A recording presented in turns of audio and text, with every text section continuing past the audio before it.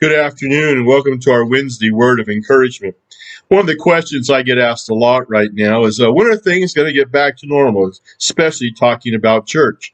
And the truth is, I don't know. I hope it's soon, and I pray that it's soon. But we just have to put our faith and trust in God right now. But I have a feeling it's going to be a new normal, that there will be some things that 2020 is going to change in our world. Some people have talked to me about that recently, about what we may keep from 2020 and bring into our 2021 church experience. What about you? What has changed in 2020 for you? What do you want to keep? What lessons have you learned? Has it changed your vision? And I'm not talking about social distancing or wearing masks or gloves. What has it changed about you? Greg and I are busy planning 2021 and trying to figure out what that's going to look like. And it's really unsure right now, as it is for all of us. One of my minister friends wrote on his blog today that he and his wife had not eaten with anybody else in 265 days and how much he missed the fellowship. I look forward to the fellowship of family and friends and all of that being normal. But I do hope that 2020 gives us a new vision. You know, a few years ago, as we looked at 2020, we were talking about having a vision for the future. Well, it's come to mean something totally different now because of our experience in 2020. Now, as we write about 2020, we say, we hope that we have God's vision, that the lessons that He's tried to teach us in 2020. Are we going to have 2020 vision?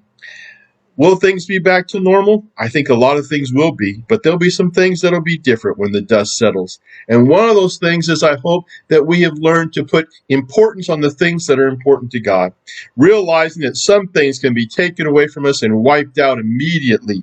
That what's really important is our faith and trust in God and the spiritual blessings we have in Him and family and friends and fellowship, and that we put a high importance on those as we look to 2021. I hope that's where our 2020 vision is, and that's what it's given us. I hope it helps us to realize that we have an influence in this world, and we have to use it for good. We need to be what God has called upon us to be, strangers in this world. Peter, writing in 1 Peter chapter 2, said, "Dear friends, I urge you as aliens and strangers in the world to abstain from sinful desires which war against your soul, but live such good lives among the pagans that though they accuse you of doing wrong, they may see your good deeds and glorify God on the day He visits us." Another writer talked about 2020 being our wilderness experience.